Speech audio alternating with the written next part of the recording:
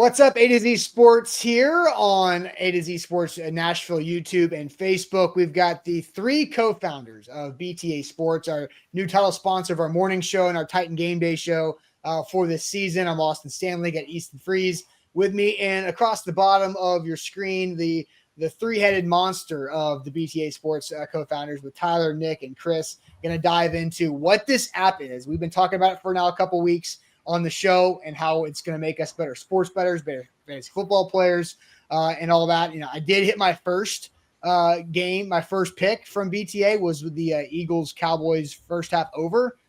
Then the rain delay hit, which ruined the Eagles total. Calvin Ridley can't catch, which ruined his over. But all those the yards were there, the points were there. But sometimes that's what happens, right? So, we're looking forward to having this conversation with you guys to learn more about what's behind the scenes, the app, how to use it, what drove you guys to want to do this. And so I guess we'll start off with Tyler. How did BTA Sports become a thing from your experience of being a sports fan? So my experience, how BTA started, or the idea was, I just got tired of losing fantasy football, and I've been Nick has a big league that he runs, been in it for the last 5 years, haven't won, still haven't. However, I came to him with the idea. I'm like, I'm tired of losing. Let's figure something out. Are you in? He didn't even hesitate. I'm in, and now here we are. It was at our fantasy draft 2 years ago. It was 2023 where I presented the idea. At the time, I was working for another startup. I knew data was everything about it, and if we had access to it, I knew there was something that we could do. So here we are, and we haven't looked past. So it's exciting. The momentum's going, and I'm gonna start winning in fantasy football, even though I already started with an 0-1 record. Yeah, we're both 0-1 this year, but I'm already 0-1. So. ESPN gave me an week one's a liar. It's okay. Yeah. Yeah, we know week one's a wild card. Well, I guess to continue to jumping in here, so with the app, the whole idea is that you see the teams, the matchups, the spreads, the totals, the team totals. There's a slider on this to kind of show a probability of that pick or that outcome happening. I guess, how did that come to life? Like, how do you go about that data, that probability, and everything of feeling like you can put this out to the public or to a subscription audience to say, hey, no, trust this? No, absolutely. I'm actually going to let Nick answer that. No, I mean, that's we do probabilistic odds with the BTA lines. Mm-hmm. And what you can do is look at BTA lines versus Vegas lines and identify variances that you can use and get favorable odds when you take, those, alternative lines that we provide, over to Vegas in various different, bets. Some you can combine in parlays. Others you can literally just, take over, money line straight bets and get plus odds. So if you live within, our probabilities, it is proven that, you will win. I mean, it's kind of like that expected value of betting. You're doing everything, with a repeatable process, planning, taking a step back and saying, okay, wait a second, what am I looking at? The idea really was based with the whole, my financial planning background of just providing a plan, and repeatable process. I don't think it's ever been done, in this industry. So. No, absolutely. And then the other big thing that we realized as we started to evolve, the three of us, right, is that it's not an absolute. Right. If you looked up week one, like Dallas Eagles predictions, you're going to get 1,000 different predictions. It's not an absolute, right? We were like 1 or 2 points off. We weren't that bad off, but we were close. Yeah. And so, we started the week and closed the week. Like 1 point, there are exactly most accurate predictions, actually. And the beautiful thing is, like, with those sliders, we're presenting the information in a way that allows, you, Austin, and team to really play around with the data, right? Because that hasn't been done before, right? It's dynamic to the user. It's dynamic to the user. What you're doing in the app is going to be different than myself, than Nick, than Chris, right? Like, at the end of the day, we're just giving you the information because you could build whatever bet or parlay or straight, and we just want to make make you aware of the risk behind those certain selections. Yeah, and just like in the financial planning background, you can be conservative, you can be moderate, you can be aggressive with our data. We show you with a probability calculator, Right. how likely you are to hit, parlays when you combine alternative lines, and it's really really cool when you get it because you're looking at different probabilities of happening, and you can literally slide over your risk and slide it back, and that to me is pretty Absolutely. powerful because Absolutely. every single one of my clients over at the name I can't mention, they had a plan, and I'm hearing through the grapevine, which I can't hear, that my clients really like me, and And but everyone had a plan, and we're trying to do the same here, Right. because the data is incredible. Right. And the it's original interactive. way we displayed this was as a chart, which wasn't necessarily useful for multiple lines of bets. Like we would have percentages and totals, and that just would have been a scrolling episode of looking through a screen. So that's where that scroll option came about, and we're looking at They tweaking it a did little help me bit. create some of my greatest parlays because it would be like 60, 70, 80, 50, 40, 30% chance of things happening. And you could just take it right over. Now we did it, that sort of generated the slider. Yep. But Yeah, we put that like our initial proof of concept. What Chris was saying with the chart, we Yeah. basically we put that on steroids now into the app, right? it was a threshold display. It's a threshold display Yep. because and in sports books when you could change the lines, look, you could do whatever you want, and you want to. At the end of the day, we want to help you win, right? We want to help you optimize whatever strategy. Yeah, we are not a whatever- sports book. Yeah, we're not. So a- we don't right. take deposits. We don't no. I Yeah. did that in my previous life. We just want you to win. We literally have no skin in the game. So help the audience understand where this is coming from, because obviously the entire idea here is to be process based, history based bettors, and not approach it like really the majority of bettors do, just kind of vibes. That's a great way Emotional. to that's how they build the big buildings in the desert, right? And we're trying to beat those guys. So when you approach model-based betting, you're using historical database and analytics to inform your decisions. It's trend betting. What are you guys at BTA pulling from? What and I know I'm sure it's more complicated than we probably have time for to get into the nitty-gritty, but what's the 10,000-foot view on how you guys built your model?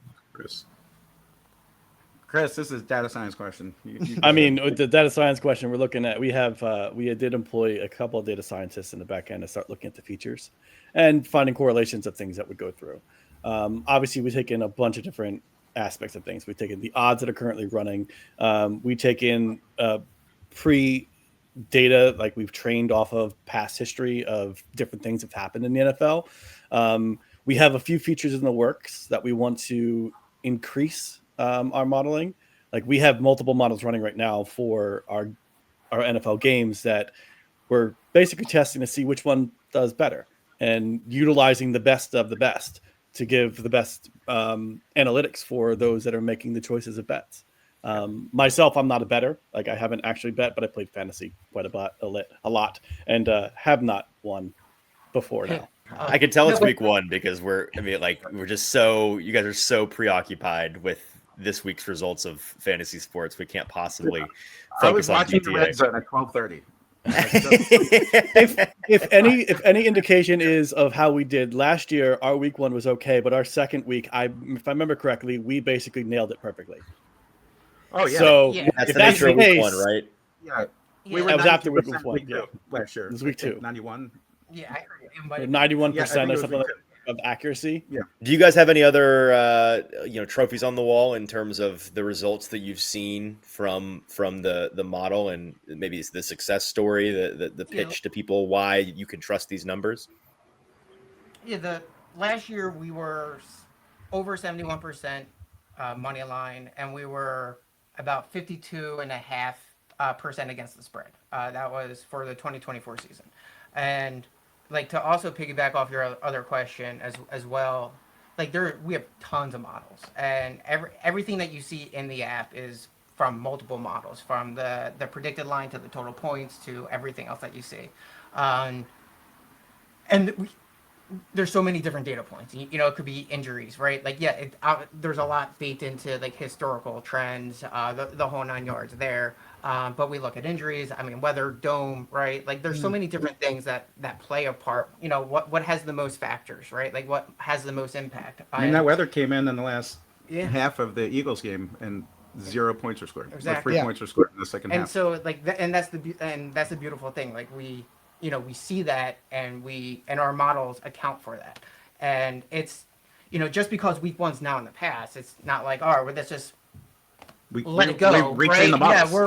We're looking every single week at like what happened, how do we do, what can we do better, right? We're always there because at the end of the day, we just want to keep improving and keep providing something new to the user. This. Oh yeah. Yeah, and to almost validate, BTA, we're going to have an Emerald sponsorship at a National Sports Analytics Conference in October.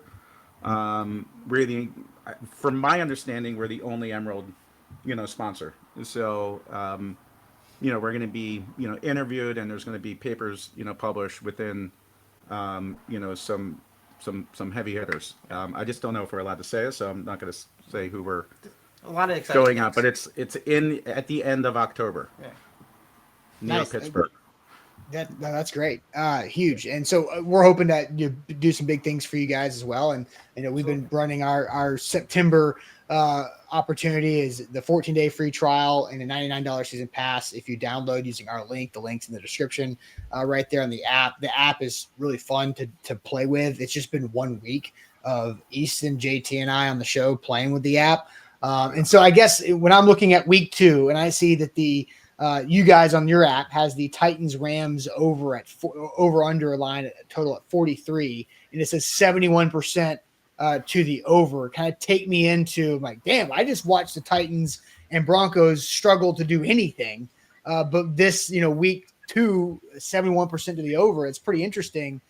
So what can you take me through kind of what those percentages mean and what's like an A plus type of probability and what's like something that you should probably avoid? That's a difficult question when you talk about A plus type of probability. Yeah, it's right. really dependent on the person's like even risk. if like there's still a 30% chance that doesn't hit, right? I would 50% variances or higher. Okay. So if I see a spread that is -2, and then you can go anywhere and see -3, -2 BTA, and you see -3 somewhere else. That's like a 50% variance. Some spreads, like the New Orleans game, we were literally predicting an upset, and it was like literally a last-second throw catch away. I mean, the guy dropped in the end zone. It would have gone 20-20, and they probably would have gone for 2, and it would have been 21-20. We literally almost predicted what happened. When you see those types of variances, that was like a 650% variance. At least for my own betting, which I have a win the last 365 days. Yeah. Everyone can validate that. I just move the lines, accordingly. So if it's +6.5 New Orleans or -1 New Orleans, maybe I'll take it to like +3.5 or 4.5 or 5.5.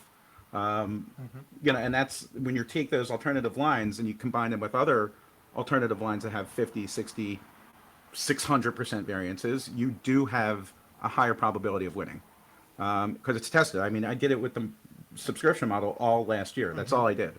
That threshold, the 30, 40, 50, 60, 70, 80% chance of something happening, I would identify huge variances between our line and Vegas's line, and then I would go in and just pick different legs that fit at the variance threshold I was looking at. Yeah. But now we're identifying variances that are just crazy. Right. I mean, it's like I used to look for 50% variances, and now I can look for 150%, minimum, because we are pulling so many different models.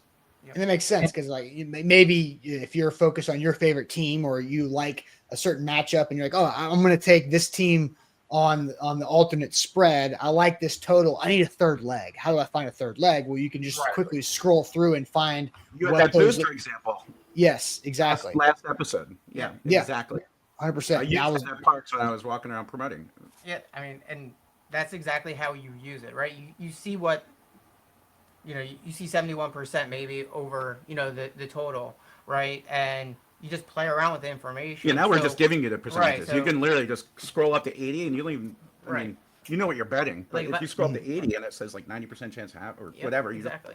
just push that leg, it goes right to the calculator. Yep. And like, in my example, like the way I use it is I see what the information is, and then I will try to maximize the probability, and which looks at the ROI, right? So when I see an over 71% and I see the total points, the Tennessee game, let's say it's 44, I'll actually buy it down to like maybe 37 and a half, and So then you use it as a true risk measure. I'll risk, and then I'll parlay that, and then I'll find another leg that has a higher probability, and then I'll try to parlay that together to get closer to even or plus odds.